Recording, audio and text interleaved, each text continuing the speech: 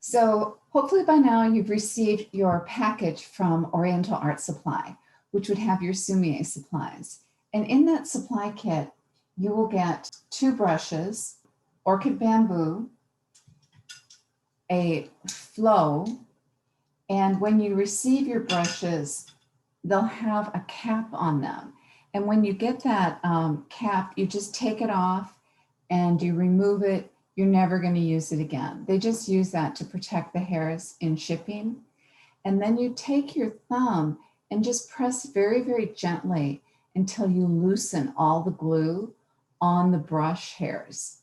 And then you want to just soak your brush in water. And when I say soak your brush, what I'm talking about is you're just going to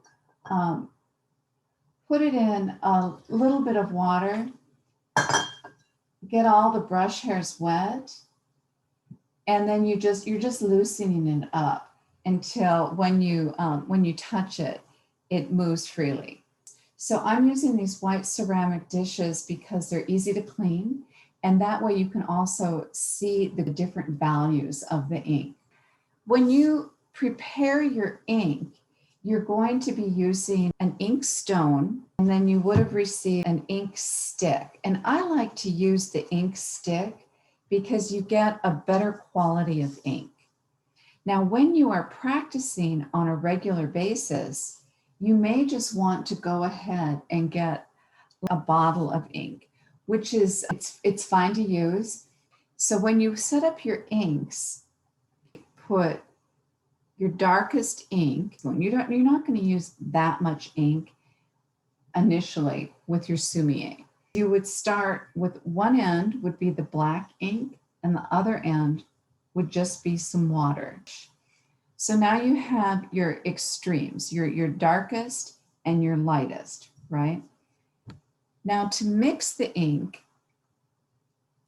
I recommend using the brush that you're going to be using for your session. And what you'll do is you'll go ahead and just soak that brush with water. And then you go to just unload your brush 8 times. 8. To the next dish, and we'll put 4 brush loads. 4. Please understand that this is just a rule of thumb. This is just to get you started with understanding how to mix your inks, okay? So sometimes you may be doing more than 8, more than 4, or just pouring directly. Now I'm going to take my brush and I'm going to tap it off on a paper towel because I want to pick up some of the ink, the dark ink, and I'm just going to do about the last quarter of the brush, and I'm going to mix it in this dish. And then I'll pick it up and mix it in this dish with the 8. So now I have black, dark gray, light gray, and clean water. And so that would be how you would get your ink set up to begin with. If you're mixing your ink with your ink stone, what you want to do is you want to use the stone. And let me show you how. The stone is designed, it dips down on one end. And the way it's described is this is the sea and this is the land. So you want to put some water into the sea of the stone.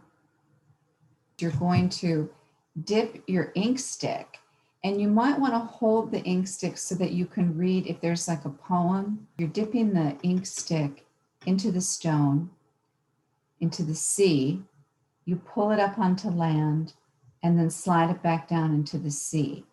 And you rub, and you want to keep rubbing until it gets to like this feeling where it starts to feel slick against the stone. And you get this consistency almost of like a thick chocolate milk. So here I'm rubbing the ink stick. And depending on how much ink you're going to need, you may end up rubbing for about 5 minutes.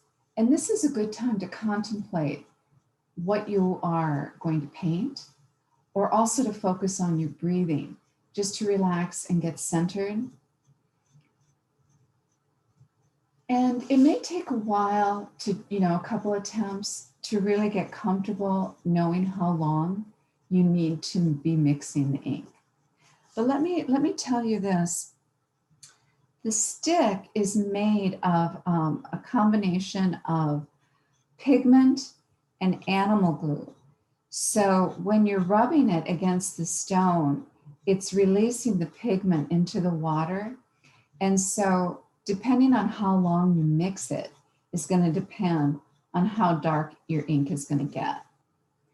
So that's all for today. I just wanted to give you a quick introduction